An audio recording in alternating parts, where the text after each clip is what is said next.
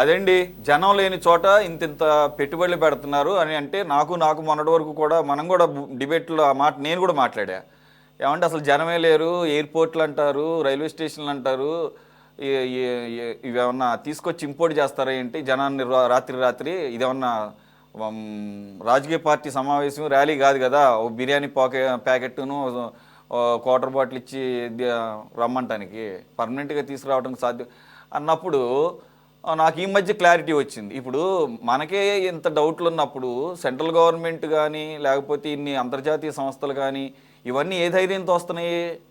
ఖచ్చితంగా దాని ఫ్యూచర్ని దృష్టిలో పెట్టుకొని అక్కడ ఇప్పుడున్న పరిస్థితి రేపు ఉండదు, రోజు రోజుకి కూడా పరిస్థితి మారుతుంది, ఒక అద్భుతమైనటువంటి సిటీగా రూపుదిద్దుకుంటుందని మనకి నమ్మకం తీసుకొచ్చారు బయటోళ్ళు. ఇక్కడ లోకల్గా ఉన్న వాళ్ళకి మనకి బయట నుంచి వస్తున్న సంస్థలు కానీ బ్యాంకులు కానీ సెంట్రల్ గవర్నమెంట్ ఆఫీసెస్ కానీ లేకపోతే ఆర్గనైజేషన్స్ కానీ అంతర్జాతీయ సంస్థలు కానీ మనకు నమ్మకం తీసుకొచ్చారు. సో ఇప్పుడు మాత్రమే కాస్త రైట్ అని నేను అనుకుంటాం. మేబీ అదే జగన్మోహన్ రెడ్డి గారు సీరియస్గా తీసుకున్నట్టున్నారు. ఇది ఇక శరవేగంగా ముందుకు పోతోంది, దీని ద్వారా 2029లో ఒక పాజిటివ్ ఇది కుటుంబకి కలగబోతోంది, సో నా చేయి దాటిపోతోంది అని చివరి అస్త్రంగా దాన్ని భయపెట్టడం ద్వారా ఏ రకంగా అయితే పీపీపీ విధానంలో మెడికల్ కాలేజీలు కనుక వస్తే వాళ్ళని నేను తరివేస్తాను, జైల్లో పెడతాను అని చెప్పేసి అంటే ఎవరైతే ఈ టెండర్లో పాల్గొనలేదో అదేమన్నా జగన్మోహన్ రెడ్డి గారికి స్ఫూర్తినిచ్చింది అనుకుంటున్నారా? ఆ రకంగా ఇప్పుడు నేను ఇలా మాట్లాడటం ద్వారా పెట్టుబడులు పెట్టడానికి ఆలోచిస్తారు, అమరావతిలోకి పెట్టుబడుల యొక్క ప్రవాహం స్లో డౌన్ అవుతుంది, ఆ రకంగా మీరు ఒక ఫెయిల్యూర్గా చూపించి ఎలక్షన్స్కి వెళదాం అనేది ఏమన్నా ఒక స్ట్రాటజీగా కనబడుతుందా? సురేష్ గారు, ముందుగా మీకు అదేవిధంగా ప్యానల్లో ఉన్నటువంటి మిత్రులకు అదేవిధంగా 24x7 వీక్షిస్తున్నటువంటి ప్రేక్షకులకు నమస్కారాలు. సురేష్ గారు మీరు ప్రశ్నల మీద ప్రశ్నలు వేస్తా ఉంటారు. రామారావు గారు ఏం పాపం ఏం సమాధానం చెప్తారు? వాళ్ళ బాధ వాళ్ళకి తెలుసు, వాళ్ళ బాధ వర్ణనాతీతం.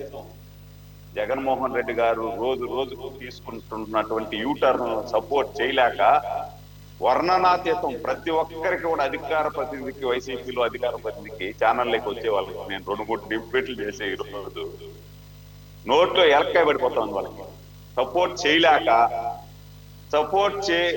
సపోర్ట్ గా మాట్లాడలేక ఇబ్బంది పడిపోతా ఉంటే మీరు మళ్ళా ప్రశ్నల మీద ప్రశ్నలు వేస్తా ఉంటే ఇంకా ఏం చెప్తారు పాపం రామారావు గారు? ఒకటి. రెండోది నేనేమంటానంటే సురేష్ గారు, మావిగన్ మారీచుడు ఏదైతే మారీచుడు రూపాలు మారుస్తూ ఆ రోజు సీతమ్మ తల్లిని ఏ విధంగా అపహరించారో మనం చూసాం పురాణాల్లో. ఈరోజు జగన్మోహన్ రెడ్డి గారు గత జన్మలో మారీచుడిగా ఏమైనా పుట్టాడా అని నాకు అనుమానం వస్తాం. మారీచుడిగా పుట్టి ఈరోజు జగన్మోహన్ రెడ్డిగా పుట్టి మారీచుడి అవతారంలో ఈరోజు రోజు రోజుకి అవతారాలు మారుస్తున్నాడేమో అని నాకు అనుమానం కలుగుతుంది. లేకపోతే ఏం సరే, అధికారం లేక రాకముందేమో 3 రాజధాని, అమరావతి రాజధాని అని, అధికారం లేక వచ్చిన తర్వాత ఏమో 3 రాజధానులు అని, ఓడిపోయిన తర్వాత ఏమో మళ్ళా మావిగన్ అని చెప్పారు. ఏం సార్ సురేష్ గారు, ఉగాది ఇంకా రాలేదు సార్? నాకు అనుమానం వస్తుంది. 5 సంవత్సరాల నుండి ఉగాది ఇంకా రాలేదే. ఎందుకంటే ఉగాదికి నేను వైజాగ్కి వెళ్తాను, వైజాగ్ నుండే మనం పరిపాలన సాగిస్తాము, ఉగాదిలో మనం వైజాగ్లో మన రాజధాని అని చెప్పి జగన్మోహన్ రెడ్డి గారు ఆ రోజు సెలవిచ్చారు. ఇంకా ఉగాది రాలేదన్నట్టుంది. అంటే ఆయన కొంచెం వేరే కదా, ఆయనకు ఉగాది, సంక్రాంతి ఇవన్నీ ఎప్పుడు వస్తాయి ఎప్పుడు పోతాయి తెలియకుండా అట్లేమన్నా చెప్పాడా అనే అనుమానం కూడా కలుగుతా.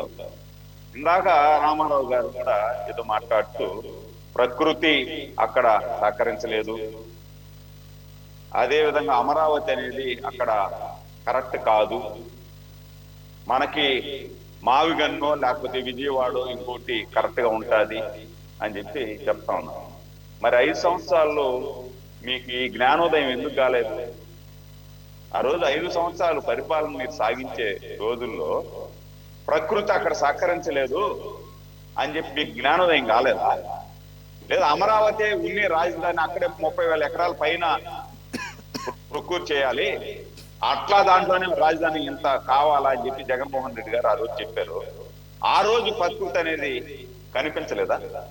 అంటే మీ ఇష్టానుసారం మీరు బురద జల్లుకుంటూ పోతా ఉంటే భావితరాల ఇంకొక మాట కూడా అంటున్నారు రామారావు, భావితరాల భవిష్యత్తు ఏమవుతుంది అని. మా బాధ కూడా అదే. ఇలాంటి రాజకీయ నాయకుడు ఉంటే భావితరాల భవిష్యత్తు ఏమవుతుంది అని మా బాధ కూడా అదే. నేను మొన్న అనుకున్నా, సురేష్ గారు మొన్న మీడియాలో జగన్మోహన్ రెడ్డి మాట్లాడుతూ మావిగన్ అమరావతికే పోటీ 2029లో మావిగన్ మీద నేను ఎన్నికలకు పోతా, మావిగన్ సమర్థించే వాళ్ళు నాకు ఓటేయండి, అమరావతిని సమర్థించే వాళ్ళు చంద్రబాబుకు ఓటేయండి అనేసి అంటే నేను కూడా అనుకున్నా, అరే మనగాడ్ర బుజ్జి ఈ మాట కన్నా నిలబడతాడేమో చూద్దాము అనుకున్నా. యథాతథం అయిపోయింది. మళ్ళా మరుసటి రోజు అయిన వెంటనే ఆ మావిగన్ కూడా అయిపోయింది, మళ్ళా విజయవాడకు వచ్చేసారు. అంటే ఇన్ని యూటర్న్లు తీసుకుంటా ఉంటే అంటే వీళ్ళని ఏమనాలా? ఓసర వీళ్ళు అనాలన్నా, మారీచుడు అనాలన్నా, మారీచుడన్నా ఓసర వీళ్ళన్నా. ఓసర వీళ్ళే సిగ్గుపడేటట్టు ఉంది, మారీచుడే సిగ్గుపడేటట్టున్నాడు వీళ్ళు మార్చేటువంటి రంగుల వల్ల. అంటే యువతని, ఆంధ్రప్రదేశ్ ప్రజానీకాన్ని ఎన్నిసార్లు మోసం చేస్తారు మీరు? ఒక్కసారి అయితే మోసపోయారు. ఈయన మాట నమ్మి రాజధాని ఇక్కడే ఉంటుంది, నేను చంద్రబాబు నాయుడు కంటే బ్రహ్మాండమైనటువంటి రాజధాని నిర్మిస్తాను అమరావతిలో, రైతులకంతా న్యాయం చేస్తాను అనేసి అంటే ఆ రోజు ప్రజలు నమ్మారు. నమ్మేసి 151 సీట్లు ఇచ్చారు. 151 సీట్లు ఇస్తే ఈయన చేసిన నిర్వాహకం ప్రజలు చూశారు. మళ్ళా నమ్మేటువంటి పరిస్థితి లేదు. అందుకే కదా వీళ్ళు ఈ మారీచుడి వ్యాసం చేస్తున్నారని, ఈ మారీచుడు మనకు అవసరం లేదు అని చెప్పి ప్రజలు గుణపాఠం చెప్పారు. ఇంకా మారండి. ఇప్పుడు 3 రాజధానులని 5 సంవత్సరాల కాలం గడిపేస్త్రీ. ఎక్కడైనా 3 రాజధానులు ఒక ఇటుకేసారా, ఒక కాలువ కట్టారా, ఒక తట్ట మట్టేశారా? వైజాగ్ లో చేసింది మీరు, అమరావతిలో చేసింది లేదు, రాయలసీమలో చేసింది లేదు. 3 రాజధానులు కాలయాపన చేసేస్త్రీ. చేతగానోడికి పదవి ఇస్తే ఈ విధంగా ఉంటుంది, మాకు అవకాశం వచ్చినప్పుడు మేము చూస్తాంలే అని ప్రజలు నివురు గప్పిన నిప్పులాగా ఉండి అవకాశం ఇచ్చినప్పుడు ఇతను చేతగాని వాడు, ఇతను మాట తప్పను మనం తిప్పను అని చెప్పి డైలాగులు మాత్రమే చెప్పగలుగుతాడు, ఇతను చేసేదంతా కూడా మాట తప్పడం మనం తిప్పడమే అని చెప్పి ప్రజలు నిర్ణయం తీసుకున్నారు.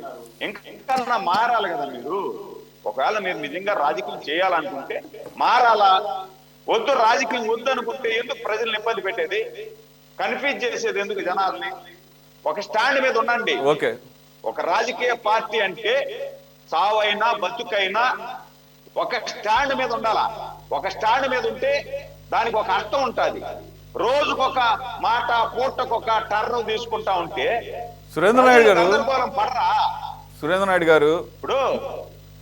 గారు ఒకటే, వారికి పార్టీకి నష్టం చేకూరుస్తుందా లేదో వాళ్ళు గ్రహిస్తున్నారో లేదో తెలియదు, కానీ మీకు రాజకీయాల్లో ఇది ఒక రకమైన ప్లస్ గాను, మాకు ఒక సానుకూల వాతావరణం సృష్టించారు అని చెప్పేసి కనుక మీరు దీన్ని సాగదీస్తాము, 2029లో కూడా మేమే వస్తాం కాబట్టి అప్పుడు చేస్తాం పనులు అని చెప్పేసి కనుక ఏమాత్రం అలసత్వం వహించినా కానీ అది నిజంగానే ప్రజల్లో ఒక రకమైనటువంటి అసంతృప్తిని, అలాగే దీంట్లో వేరే ఆస్పెక్ట్స్ ఏమైనా ఉన్నాయా, నిజంగానే అవినీతి ఏమైనా జరుగుతుందా, లేదంటే నిజంగానే మావిగన్ లాగా అట్లాంటిది ఏమైనా ఆల్టర్నేటివ్ ఆలోచించాలా అనే ఆలోచన వచ్చే అవకాశం ఉన్నది. కాబట్టి మీరు చేయాల్సిందల్లా 2029 అంటే ఎంతో టైం లేదు, 2.5 సంవత్సరాలే ఉంది. ఆ 2.5 సంవత్సరాల టైంని పెట్టుకొని ముఖ్యమైన బిల్డింగ్ల వరకు కంప్లీట్ చేసి ప్రజల ముందుకి 2019లో లాగా కాకుండా ఎలక్షన్స్కి వెళ్లాల్సినటువంటి అవసరం ఉంటుంది. అంతేగాని వాళ్ళే అమరావతికి వ్యతిరేకమయ్యారు అట్లా అని చెప్పేసి కనుక ఒక్క నిమిషం కంప్లీట్ త్వరగా చేస్తా సురేష్ గారు. ఒకే నిమిషం కంప్లీట్ చేస్తా. సురేష్ గారు ఉమ్మడి ఆంధ్రప్రదేశ్ నుండి విభజించిన తర్వాత కూర్చునే దానికి కుర్చీ లేనటువంటి సందర్భంలో మనం అమరావతికి వచ్చి 3 సంవత్సరాలలో ఏ మాత్రం బిల్డింగ్లు మనం కంప్లీట్ చేసామో మీరు చూసారు. ల్యాండ్ పూలింగ్ అంటే 30,000 ఎకరాలు ఒక లాఠీ ఇరక్కుండా ప్రజల దగ్గర నుండి తీసుకొని బ్రహ్మాండమైనటువంటి బిల్డింగ్లు, హైకోర్టు కానీ ఇవన్నీ సెక్రటరియట్ కానీ ఇవన్నీ హెచ్ఓడి బిల్డింగ్లు కానీ కంప్లీట్ చేశాం. జగన్మోహన్ రెడ్డి వచ్చిన తర్వాత 5 సంవత్సరాలు కూడా కానీ దాన్ని అట్టే కొనసాగించుంటే ఈ రోజు అమరావతి అనేది ఒక లెవెల్కి వచ్చుంటది. ఈ రోజు మళ్ళా చంద్రబాబు నాయుడు గారు వచ్చిన తర్వాత ఇంకొక లెవెల్కి తీసుకెళ్లిపోయి ఉంటాం. గతంలో పోయిన దాని వల్ల ఇబ్బంది అయింది. ఈ రోజు మేము 5 సంవత్సరాలు దాన్ని నాశనం చేశారు. మళ్ళా మేము స్టార్ట్ చేశాము. మేము ఏదైతే మాట ఇచ్చామో పోలవరాన్ని 2028 కంతా పోలవరాన్ని కంప్లీట్ చేస్తాం. రాజధానిలో మాక్సిమం హెచ్ఓడి బిల్డింగ్లు కానీ సెక్రటరియట్లు కానీ ముఖ్యమైన బిల్డింగ్లు వాటికి ఇచ్చినంత ప్రాధాన్యత అక్కడ రైతులకి ప్లాట్ అలాటింగ్ లో అంత శ్రద్ధ చూపించట్లేదనే ఒక విమర్శ ఉంది. అయితే రైతులు ఇప్పటి వరకు అయితే కనుక వారు రోడ్డు మీదకి రావడం లేదు.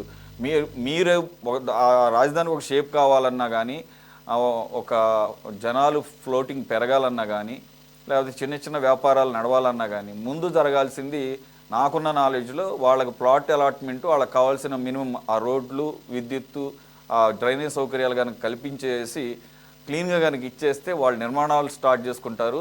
మీరు ఇంకా దాంట్లో మీకేం పాత్ర ఉండదు. మీరు చేయాల్సినటువంటి ప్రభుత్వం తరఫున కమర్షియల్ బిల్డింగ్స్ లేదంటే కనుక ప్రభుత్వ బిల్డింగ్స్ బయట నుంచి వచ్చేటటువంటి వాళ్ళ కన్స్ట్రక్షన్ వాళ్ళు చేసుకుంటారు. కేంద్ర ప్రభుత్వ సంస్థలు వాళ్ళ కన్స్ట్రక్షన్ వాళ్ళు చేసుకుంటారు.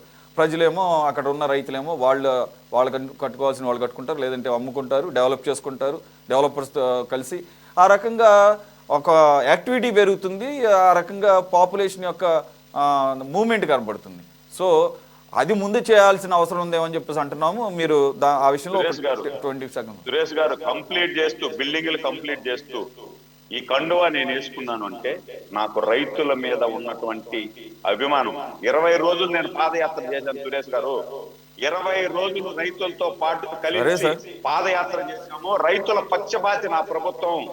రైతుల కంట్లో నీళ్లు రాకుండా ఎవరైతే ప్రభుత్వాన్ని నమ్మి రైతులు భూములు ఇచ్చారో వాళ్ళని ఖచ్చితంగా ఆదుకుంటాది. 2029కి పూర్తిగా డెవలప్మెంట్ చేసి వాళ్ళకి ఫ్లాట్లు అలాట్ చేసి మెయిన్ బిల్డింగ్లన్నీ కూడా కంప్లీట్ చేసి కేంద్ర సంస్థలు, విదేశీ సంస్థలు, ప్రైవేట్ సంస్థలు అన్నిటినీ కంప్లీట్ చేసే బాధ్యత కూటమి ప్రభుత్వం తీసుకుంటాది. తీసుకొని రేపు ఎన్నికలకు వెళ్తాం సురేష్ గారు. Right sir.